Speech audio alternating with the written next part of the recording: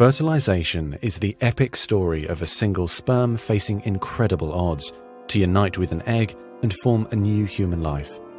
It is the story of all of us.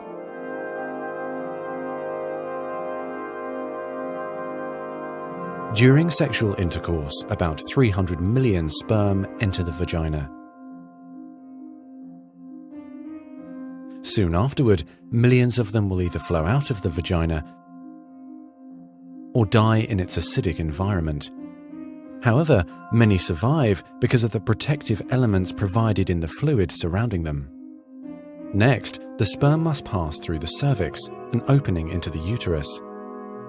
Usually, it remains tightly closed, but here the cervix is open for a few days while the woman ovulates.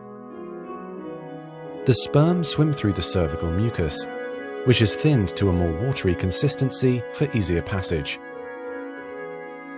Once inside the cervix, the sperm continues swimming toward the uterus, though millions will die trying to make it through the mucus. Some sperm remain behind, caught in the folds of the cervix, but they may later continue the journey as a backup to the first group. Inside the uterus, muscular uterine contractions assist the sperm on their journey toward the egg. However, resident cells from the woman's immune system, mistaking the sperm for foreign invaders, destroy thousands more.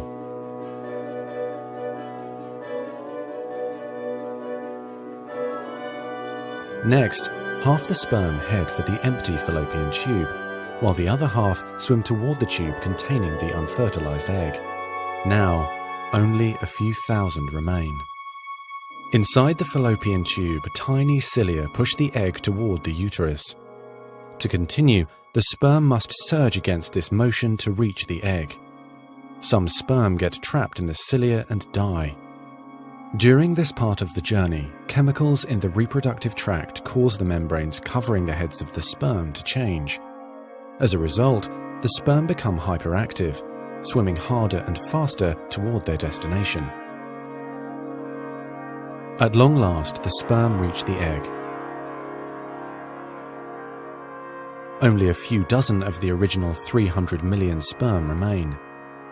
The egg is covered with a layer of cells called the corona radiata. The sperm must push through this layer to reach the outer layer of the egg, the zona pellucida.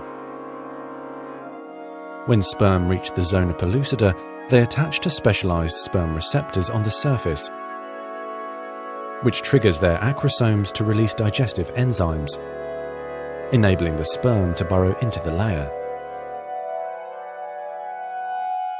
Inside the zona pellucida is a narrow, fluid-filled space just outside the egg cell membrane. The first sperm to make contact will fertilize the egg. After a perilous journey and against incredible odds, a single sperm attaches to the egg cell membrane. Within a few minutes, their outer membranes fuse and the egg pulls the sperm inside. This event causes changes in the egg membrane that prevent other sperm from attaching to it. Next, the egg releases chemicals that push other sperm away from the egg and create an impenetrable fertilization membrane.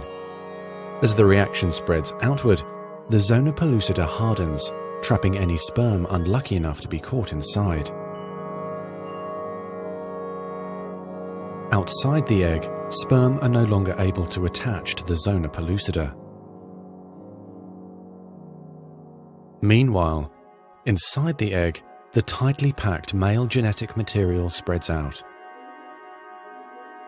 A new membrane forms around the genetic material, creating the male pronucleus. Inside, the genetic material reforms into 23 chromosomes. The female genetic material, awakened by the fusion of the sperm with the egg, finishes dividing, resulting in the female pronucleus, which also contains 23 chromosomes. As the male and female pronuclei form, spiderweb-like threads, called microtubules, pull them toward each other.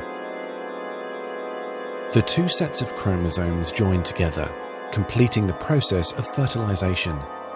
At this moment, a unique genetic code arises, instantly determining gender, hair color, eye color, and hundreds of other characteristics. This new single cell, the zygote, is the beginning of a new human being. And now the cilia in the fallopian tube gently sweep the zygote toward the uterus, where he or she will implant in the rich uterine lining, growing and maturing for the next 9 months until ready for birth.